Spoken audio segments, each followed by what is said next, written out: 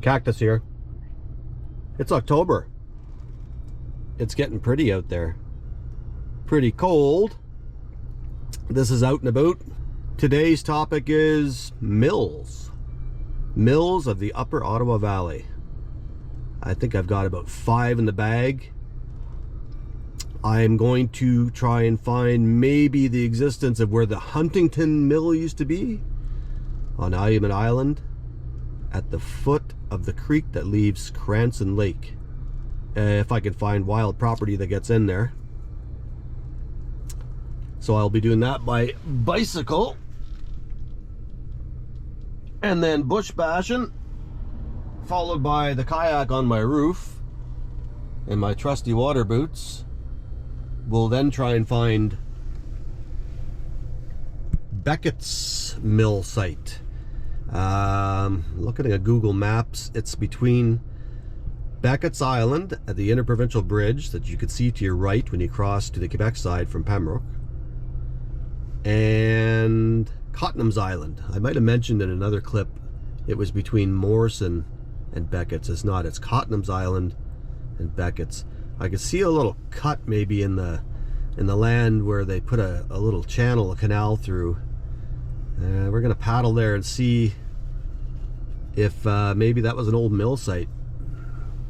And like I said before, it's hard to tell. They made them out of wood or stones, and then everything got tossed about. But they would have made a dam too to raise the water level, to channel the water through their mills. So we're gonna see what we see.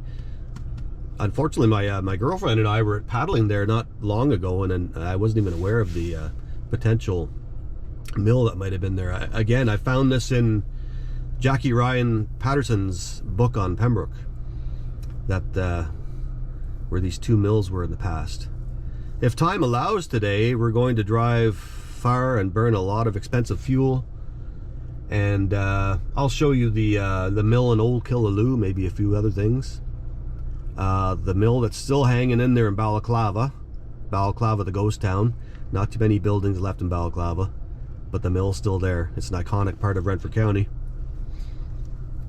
And finally, the mysterious McLaren mill in Osceola, in the Snake River. I've been to it already, but I found an easier way to get to it, and we're gonna put on the old boots and trudge down the shallow Snake River, and there are ruins there that we can take a look at. It's super cool. Not very well known, hard to find information online.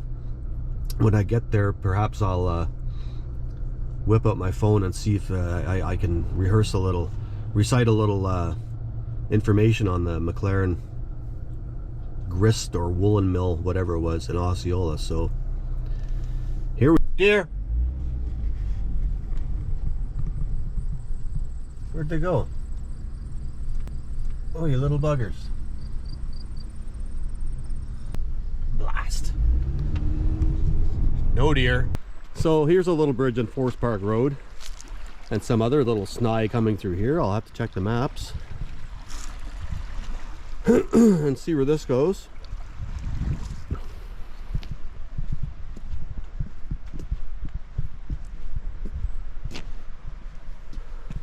Moffat. Can anybody see this? I'm going to read it. Moffat Canal Bridge Replacement. September 20, 2003. Duncan Enterprises. Canal, that's interesting. Yeah, we'll check this out. There's the caravan. This is, for location, the Greenwood Women's Institute Memorial Garden. Established in 1995. Nice little spot.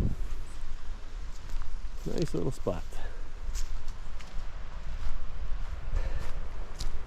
So they're calling this a canal. And then Jackie Ryan Patterson's book about Pembroke, I don't recall any mention of this. It sure looks like a canal, like maybe it was carved out, and try not to fall in here. If there was never a mill here, My God, I don't know where you'd put one. There's cement there with rocks in it. That could be an old bridge footing, but I wonder if this was carved out or something at one time.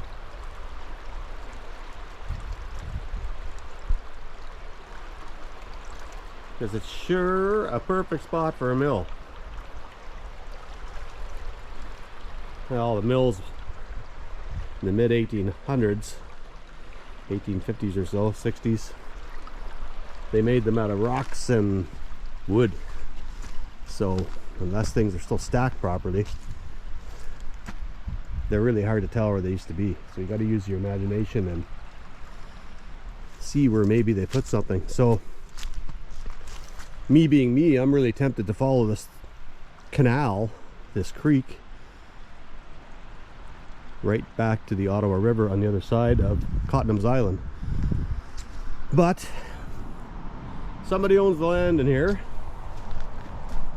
and they've actually put up a bit of a fence, which is an indication of do not pass, but there are signs everywhere. No trespassing. If anyone can see that. So that's a bummer. I'd really like to see where this canal, as it says on the bridge there, goes. What a fun little kayak trip that would be, just flying through this.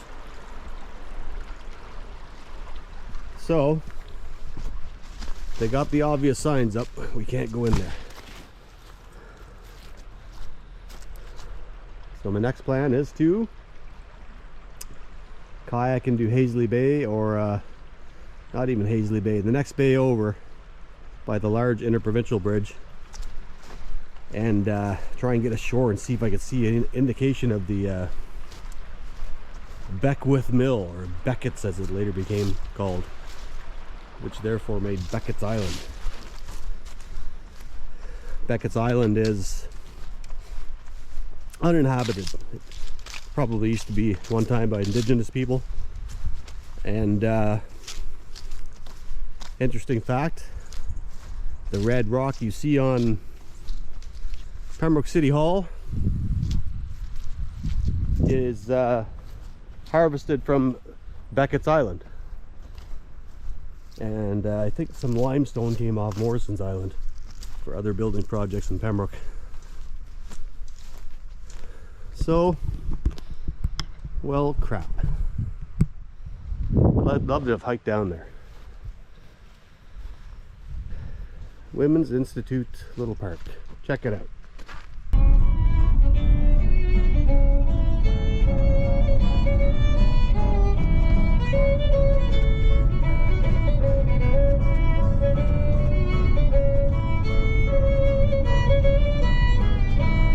I can't do it. No.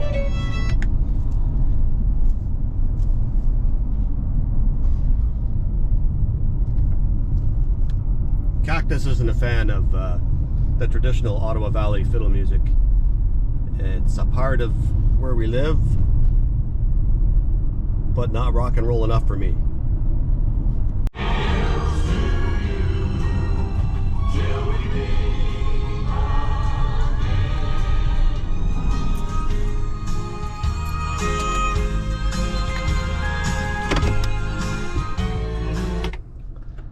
That was a little better, but still. Okay, here we are.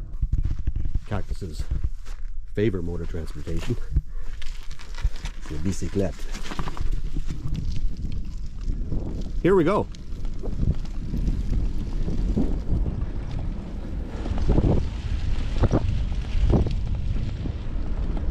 Huntington Mill site. Hopefully we see some evidence of a mill. See in the woods. ATV trail led me to here, and there's the creek. I'm gonna have to skirt that to find the foot of the creek and try not to get shot from the sniper tower. Okay, let's put this bike away.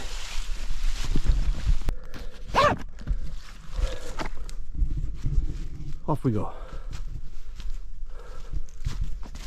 Good there, baby. All right. Out. Maybe dangerous. There's another sniper stand. A deer stand. It's swampy. The lake's over there. The Huntington Mill site might be a bust. I mean, it's not impossible, but it's pretty wet and scraggly in there. So maybe another entrance someday. Probably not happening today. And I don't know when deer season is in Quebec, but there's lots of guns going off. It's starting to feel like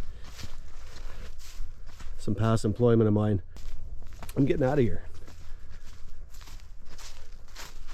Unless there's one little hope, I don't know. I can hear the road out there too, so I might be backing on somebody's property, so I don't feel comfortable with this. We should get out of here. Oh my God. You know what? This one I actually remember. This is the city of Pembroke's old dump truck.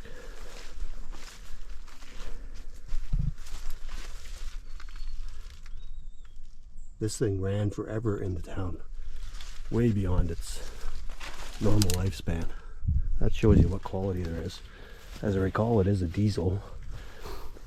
They abandoned this on city property by the quarry. What was called a quarry when I was a kid. It was a limestone mine, essentially. It filled with water. And they just parked this outside the quarry.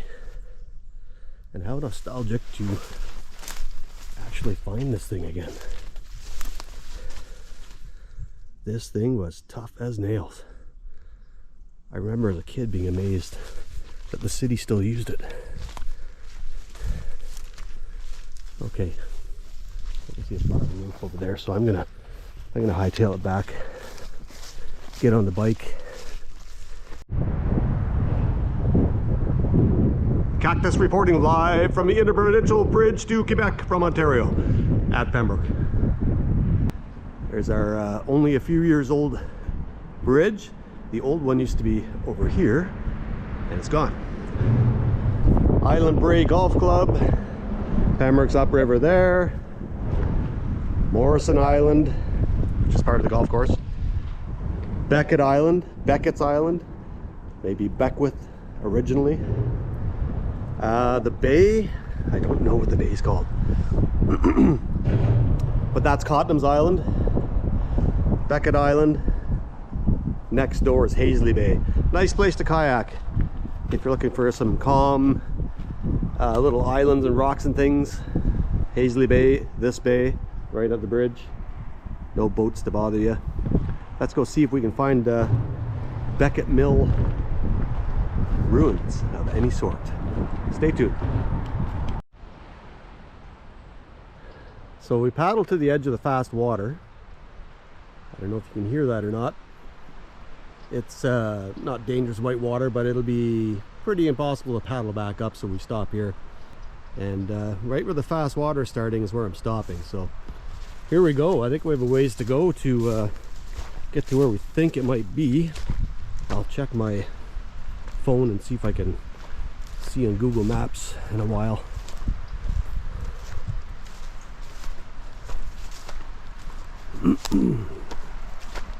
So far so good.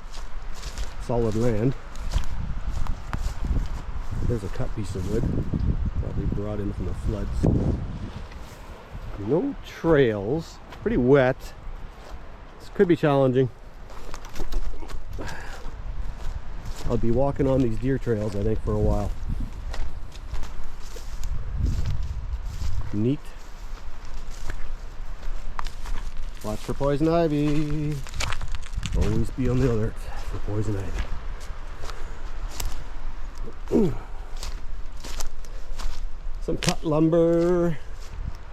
Little fort area rotting away.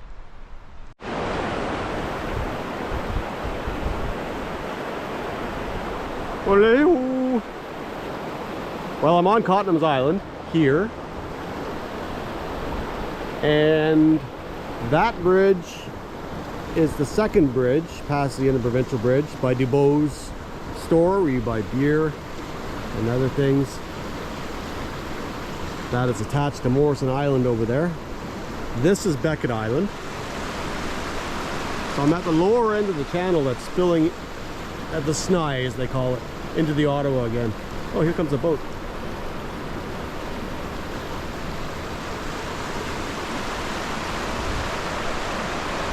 So I haven't seen, you know, where a mill might be exactly, but I've seen a few narrow spots like this where it could be. We're gonna need to find out if this is a public spot you're allowed on, or am I trespassing or what? I have no idea. I came from the river, so good luck, boys. Catch a big pickerel there, lads.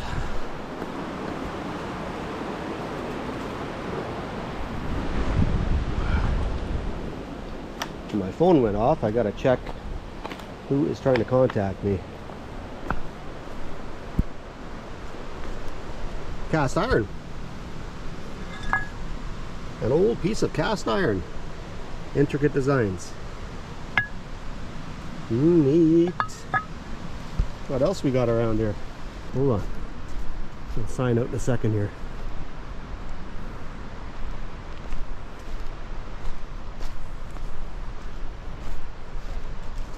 Table and a chair.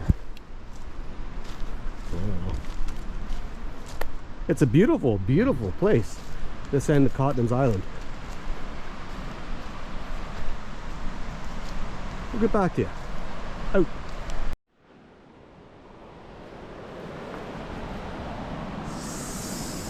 Snake.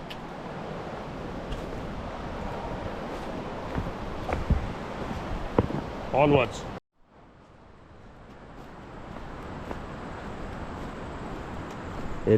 Chucker.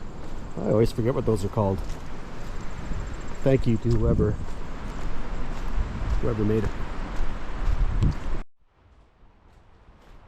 So, on my way back to the kayak, Cotnam's Island. So these trails, I met two nice ladies walking their dog. They have a cottage around here. One lives around here. This is private land that the owners allow people to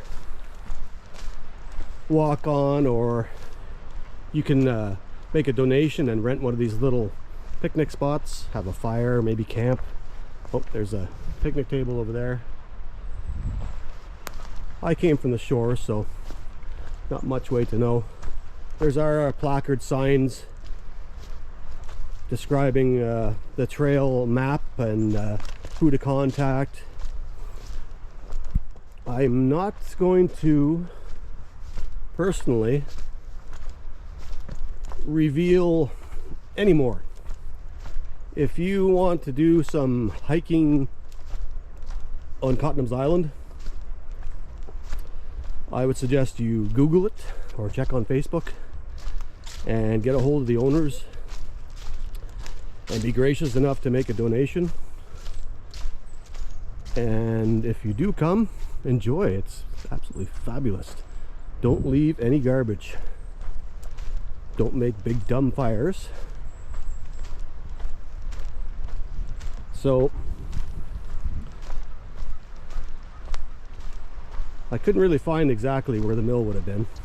Talked about it with the ladies, and they had a few guesses where it might have been, but nobody knows. Like I say, everything was made of wood and rocks and stuff, and it's all been pushed around in 150 years and rotted away. But yeah, this one is absolutely, with what we learned, obtain permission. It should be an easy Goog, an easy Facebook. Cotnam's Island, totally worth it. I'm going to do it myself and bring my girlfriend back and our two doggos. If you're interested, obtain permission, donate, and treat it well. Whew. Okay, we're back to the caravan.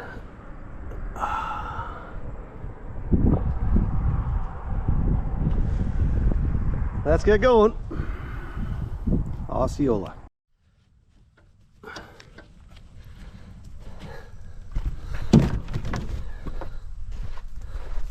Yeah. Okay. Big mouth hungry. Cactus hungry. Next stop, Osceola. Day Express, I don't know. There was a period of time here. Check this out.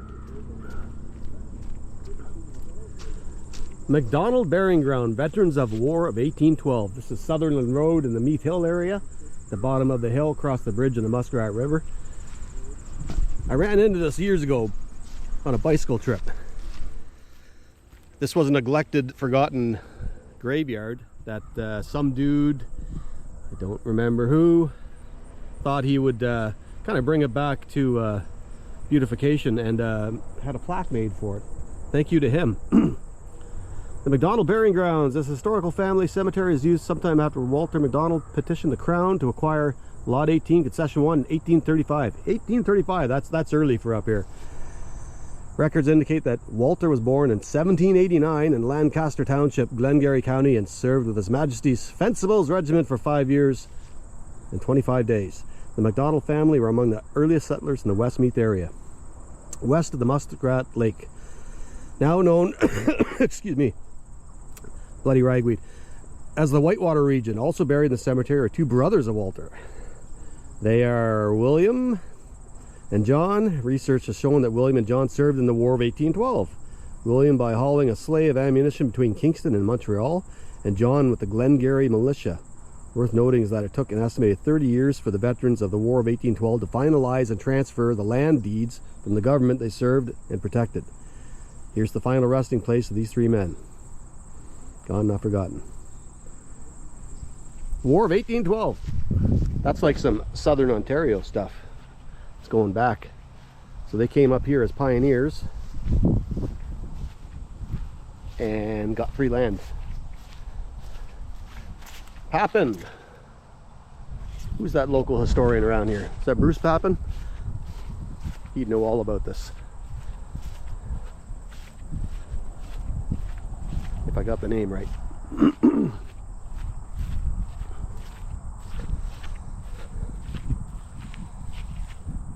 John McDonald. There he is. 1786 to 1872. Wow.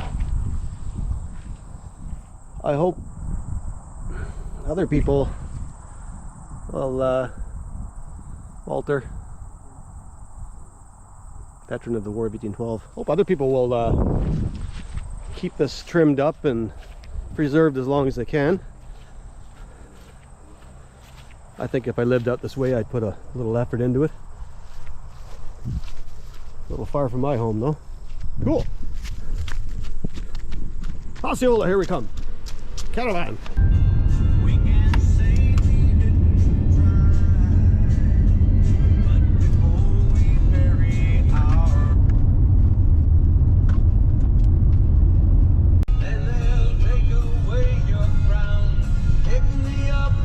You're way down, oh my Lord. Pick me up on your way down. Osceola. Walsh's Livestock and Auctions. And an old Ford. Can you see it in there? Awesome. So this is Osceola, more distracted driving. Right here is the Snake River. There's a culvert underneath the road. And we're gonna go downriver, and I'm gonna show you, because I've been there once, the ruins of an old mill. Not much to see, but still pretty neat. Neat to see something. That's the only way I would advise going to see this, is hop the guardrail. You're not trespassing, you're not bothering anybody. Let's just show you a little bit of Osceola before we don the water shoes and get walking down that, I hope, still shallow river. Do a little loop around here. Probably park at the church.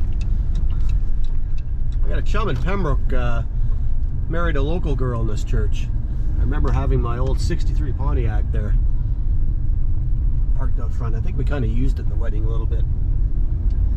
I remember some old farmers peeking in and seeing in the console shotgun shells, because it was hunting season. Looking at me like I was some kind of mafia guy. What do you got shotgun shells there for, young lad? So I had to put those away. So this is Fitzsimmons Road. If you're gonna come here and check out this old mill, you can go around the block, as it were, here in Osceola. Turn at the church where I was, you'll come to the intersection, and you can loop back this way.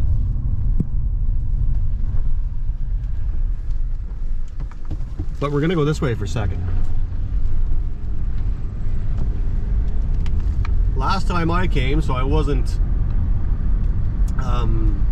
crossing any boundaries or private property, I came outside of the village to the Pioneer Cemetery, maybe they call it. So it's an interesting cemetery. Take a walk around. If you're a Valley person, you'll see lots of familiar names. Anyway, I bush bashed it right through there and followed deer trails and the riverbank and steep hills, thorns, all kinds of nasty stuff to make it down to where I thought maybe the mill ruins would be. And I had just kind of found myself in a... Let me get off the road, you little bugger. Beat it. Oh, he's dead. He's squished. He didn't make it. I hope it wasn't me. Anyway, yeah, I found myself on the bank of the river and I just turned my head and boom, there it was. I was very surprised. There's hard to find online any good history of Osceola. I suppose if I tried a little harder, I might find something, but I found all I needed to know. Oh, and there's another graveyard here. That's the Pioneer one, sorry. I don't know what the other one is. I didn't go into that one. I'm gonna have to pop in there and read some names someday, some dates. The McLaren Mill was a grist and woolen mill, I believe. Now here's one of the nicest houses you'll see in this tiny little hamlet. I believe they call this the one-room schoolhouse. It's getting a renovation. It's got a mansard roof. Yeah, it's getting the roof redone. That's fantastic. They're looking after it. There's a cross up there. I don't know if that means it's Catholic or what, but I believe they call it the one-room schoolhouse, but it's a fancy one. It's got a basement and everything. Little gift shop in Osceola. Crafts and things. Nice old house. I'm parking here.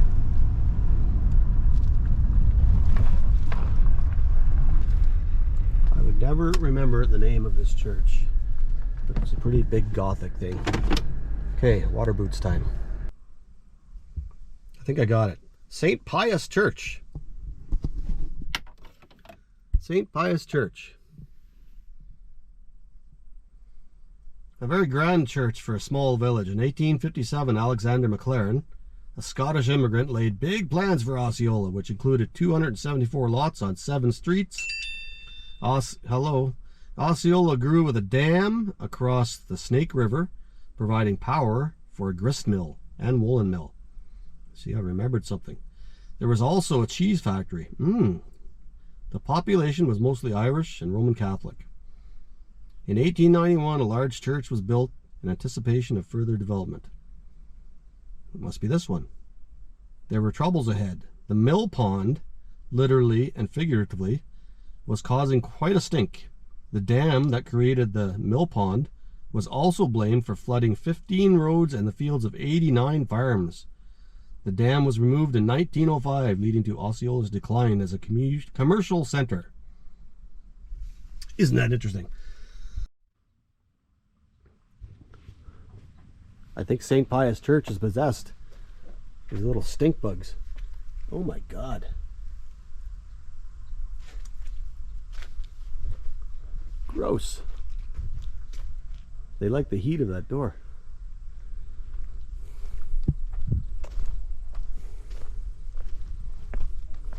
Don't forget to check out the gift shop next time you're in Osceola, downtown Osceola.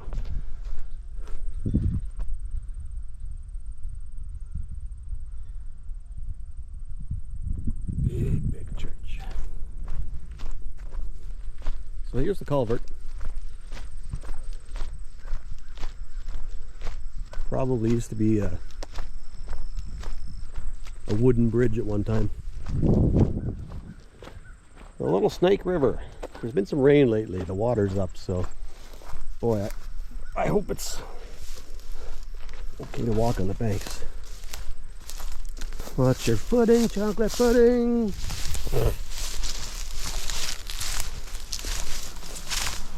Bit of a cliff over there. We gotta go this way. There. Nope.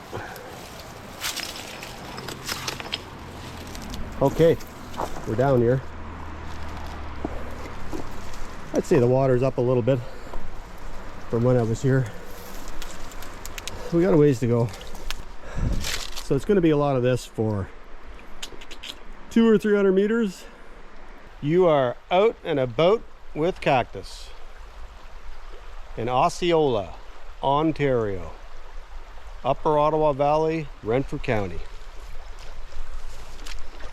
Here we are in the Snake River, looking for the lost McLaren mill. Could this be it?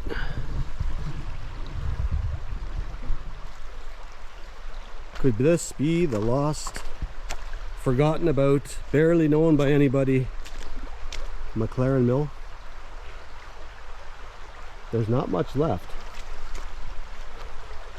but it's intriguing nonetheless. Is this the little bugger that caused so much flooding and heartache upriver? Closed in, what did I say? 1907? Anybody recall what I read?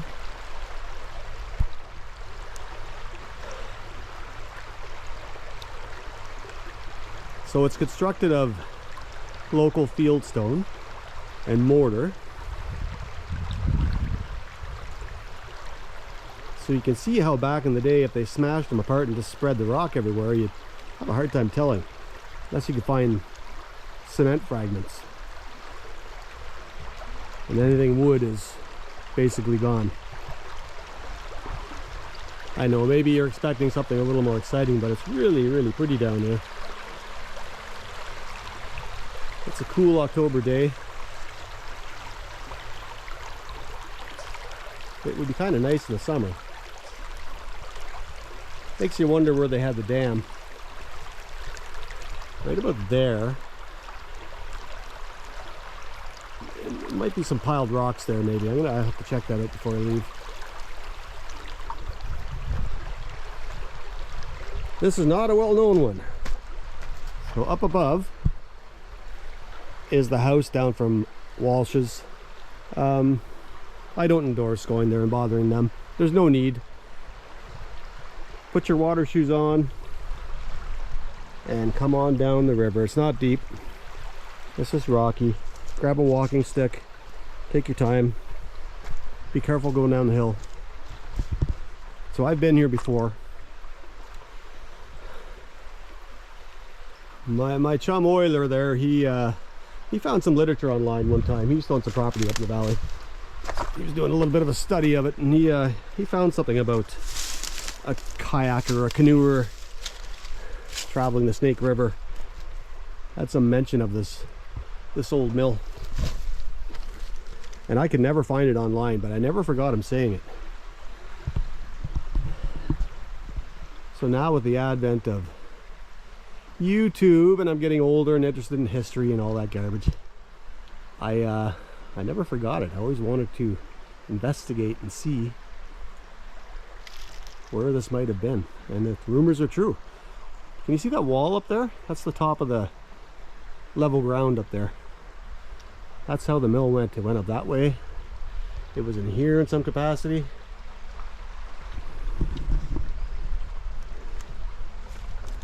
I don't want to climb on any of that because, well, it's probably dangerous. I'm stupid enough too, but I don't want to disturb any of it. How many more years does this thing have of what's left?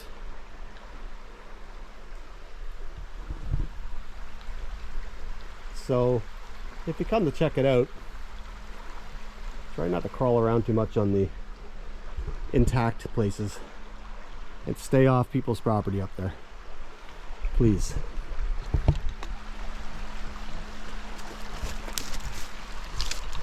Unless you are maybe a little more disabled and you really want to see it,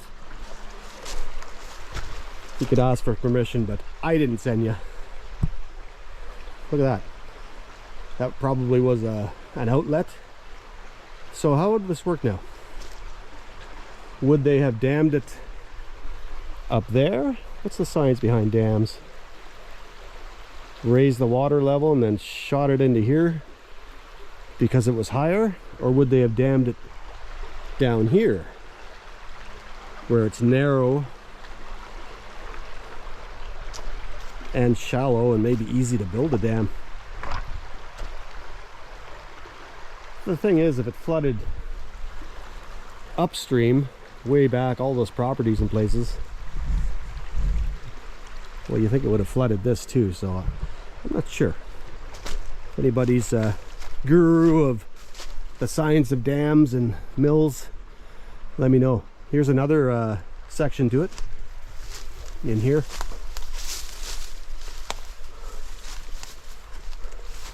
Whether it was building or walls or part of shooting the water through, I don't know.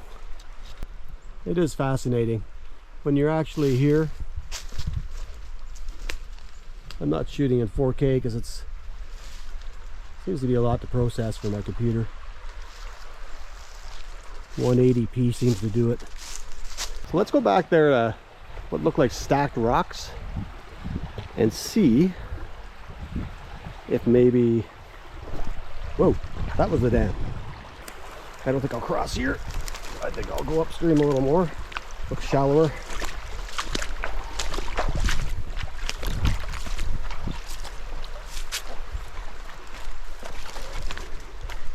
I'm going to be so sore and tired after this. Kayaking and hiking and bush bashing and biking, and I had a birthday this month. I'm getting old.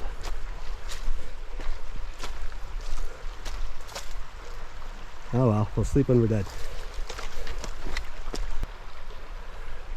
See what kind of, yeah, maybe. Would that make sense? To dam it there and then channel the water through something here, maybe a sluice, or what do they call it? Not like they had a log slide, maybe they had a wooden slide. I don't know. It's quite narrow here, but this stuff sure looks stacked, eh? Yeah. All right, we're gonna have to cross here. Will there be cigarettes in heaven? How come cats don't like to swim? Sitting talking to my cactus. Everybody needs a friend. Those look kind of cut and stacked. Let's get another angle here. I need some more light. Rocks can do this in nature too.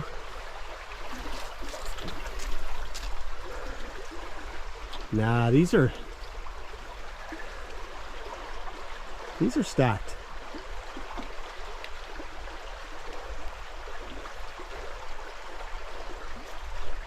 From up on that Fitzpatrick Road, the house where I turned around, there's a path goes into the woods down here. I might see about going back on that. On my way out, I'm finding, well, garbage, but old garbage. Old club tobacco, I think this was. Plastic bottles. Not cool. That's a Sleeman bottle. There's a ring off a wagon wheel. There could be mill garbage in here too. Ugh. Drunken mill workers. That's a plastic cap.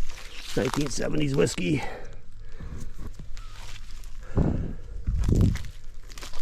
Golden wedding or whatever. Old Coca-Cola.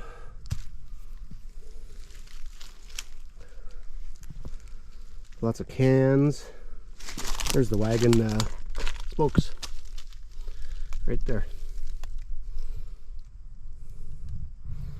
Just sitting there rotting away all these years. Fell out of this ring here.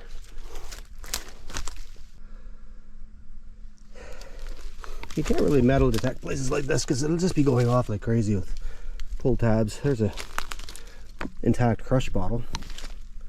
The paint's off. And so much iron. But if you had a real detailed look around, especially this time of year when things are dying off, you can see better. And I don't want to get suckered into hanging out here for hours. Although you're bound to find something. This is right above where the it looks like the dam was just before the mill.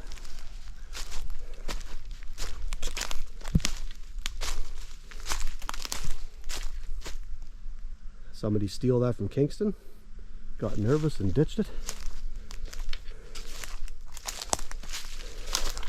Another crush bottle, but it is crushed.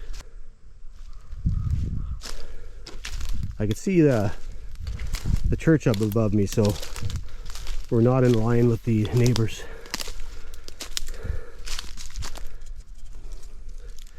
Big Ben chewing tobacco.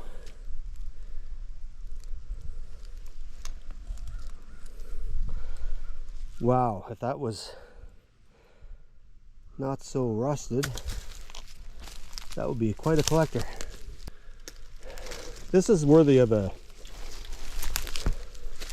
picking a dig sometime. Bring a little rake.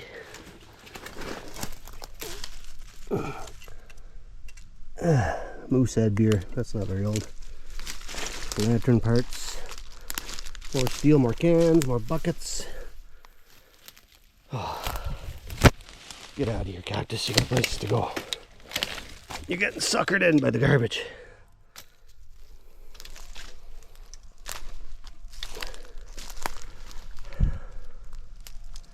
I need to get to the other two mills I want to show you. They're still standing. They're right by the road, so it won't be as challenging.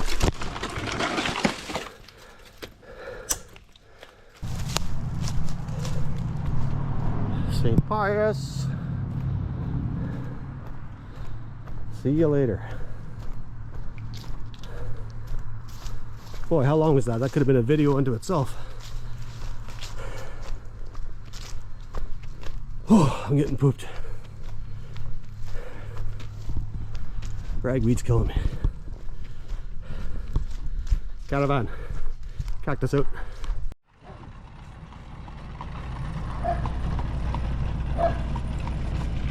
Yeah, Mennonite country.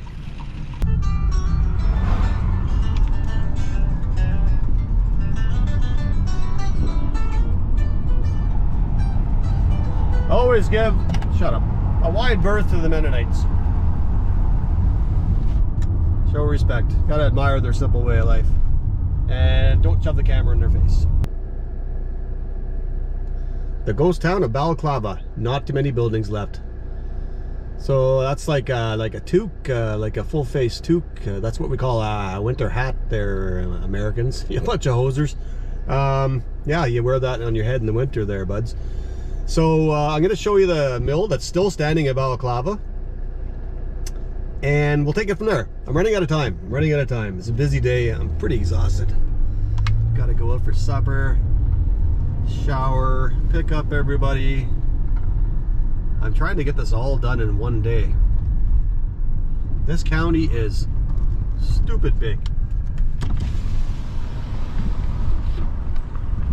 So this American guy bought the old general store,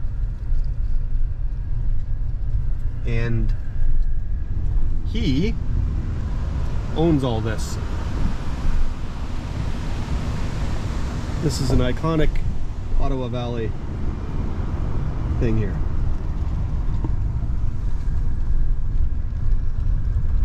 We got some fishermen kicking around here that are looking at me kind of weird.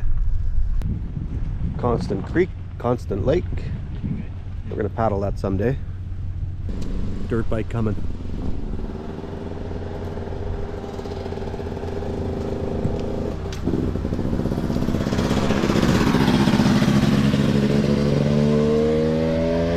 Stanky old two-stroke.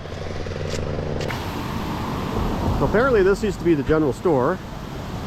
It's been all renovated. I can't remember who told me. Some American guy bought all this. Somebody's still living in the old farmhouse here. Bunch of old buildings. I do some driving courses in my employment sometimes, among other things in my job, and I like to take student drivers out this way. A lot of them never saw nothing like this. So this is these days private property. Balaclava Mill, sawmill. Do not go in there. It's dangerous. It's falling apart. It is private property. I could say in the past I've been in it before this guy bought it a long time ago. It was pretty neat. A lot of history in there. I'll read this to you. That's where they used to burn off sawdust and stuff to the screen at the top. I'll read that to you. There's something with concerning with ash pollution that they had to build that thing.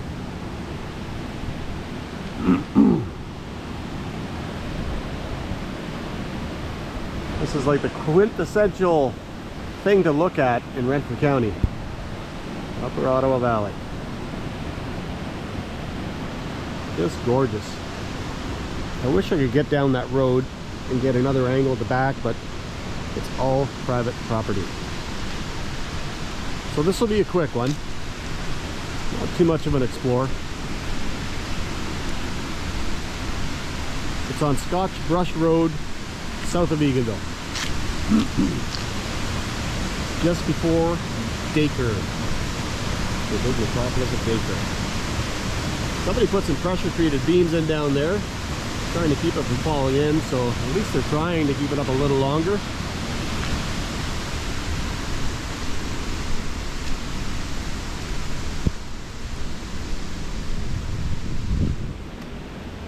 Here you can see the old tracks that came out, and they could load on logs from the road here that were probably floated down Constant Lake and Creek. Wheel them over here and they could bring them into the sawmill and have them sawed up.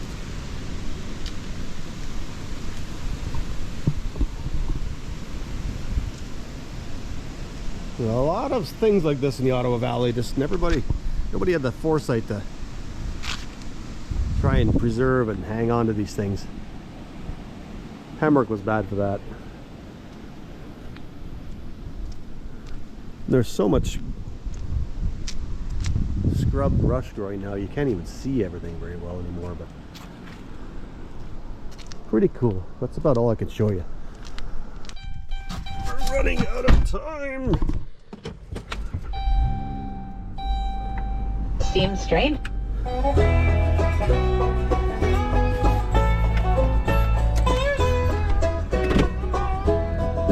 See you, Balaclava. I was working in town one afternoon, attending some business affairs. Off to Old Killaloe. Then we got to get home. Lots of driving. So Balaclava is a near ghost town today.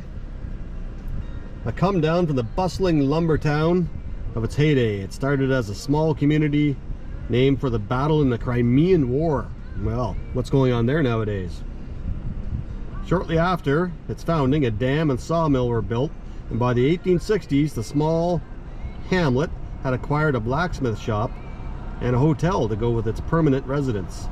In 1903, a sawdust burner was built so that sawdust from the mill would not be dumped into the local river, thereby polluting it. That's that stack thing I showed you where they would burn the sawdust. The water-powered sawmill was rebuilt in 1939 after a fire destroyed the mill that had previously occupied the space, and continued to operate until 1959. So what we're seeing is 1939, but it was built in the old school way, all wood. At that time, the depletion of available timber had reduced production to uneconomically small amounts. With the loss of the mill, the viability of Balaclava as a residential town was also lost.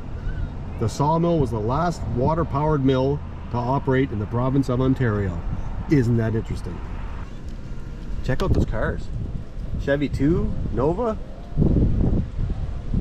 and a 55 or 56 Chevy and a square body and a little boat and a tractor. Cool. Right, off we go. Cactus out. Just to see my Savior there. Going up, I'm going way up. Good Lord. All right, we're going for the Opiongo line. Old Killaloe, here we come.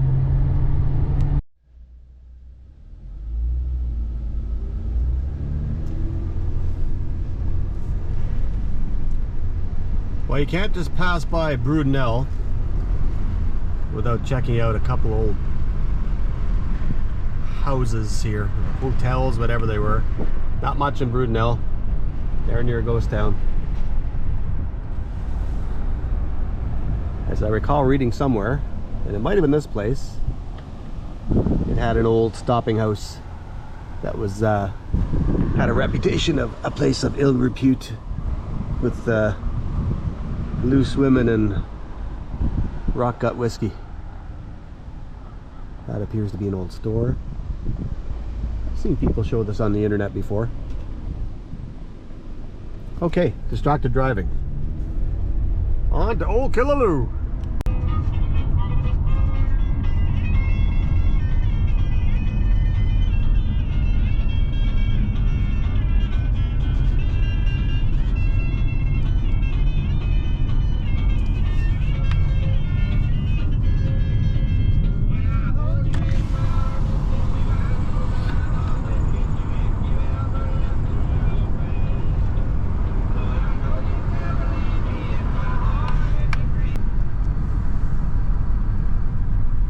Old Killaloe.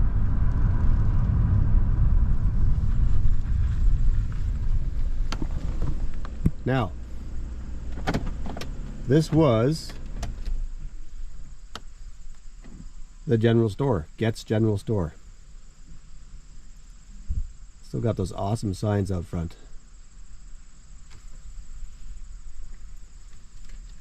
The last many years it's been a antique store. An old boy was running it. It hasn't been open in the last 2 or 3 years, maybe more. I hope he's doing all right. Hopefully somebody can keep this preserved and not let it fall apart and rot any more than it is.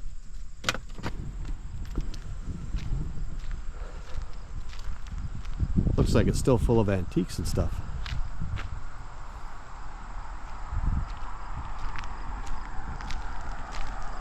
We got an original log house here.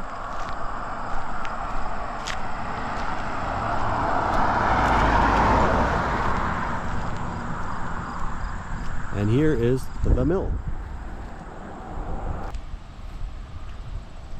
I read an old article that the previous owners, they were getting divorced, and it was the year of the floods a few years back, and the woman that was left behind couldn't manage it, couldn't get the gates or whatever they are in the dams opened, so it flooded right through the mill.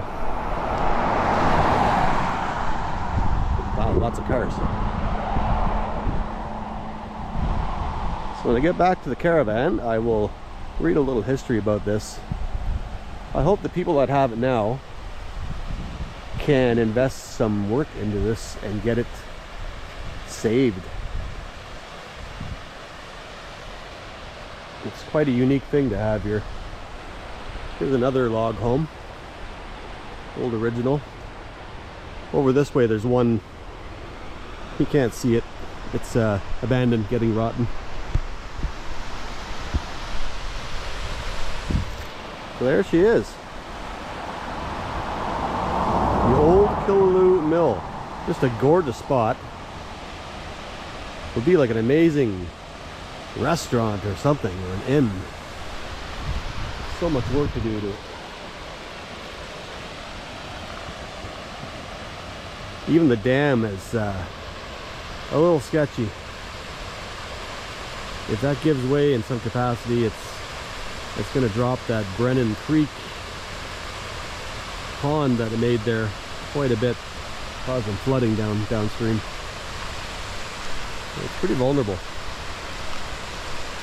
I also heard that a previous owner to the divorced people, put a water power generator inside to actually sell power to the grid.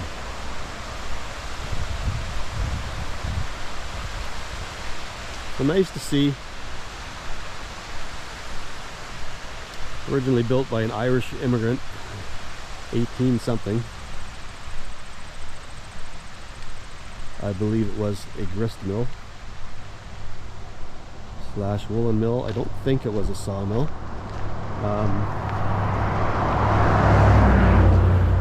Starting to ring a bell that maybe it was converted to a sawmill later on.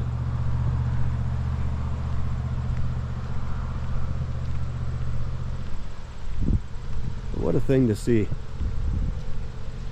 It's pretty twisty. I don't know what you could do with it, just to try and keep what you have from falling down would be fantastic. Pretty little spot.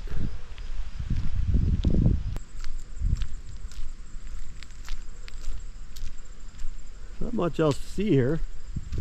It's got some potential.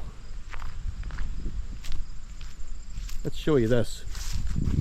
Bit of a display, but it's like a dugout canoe that the indigenous people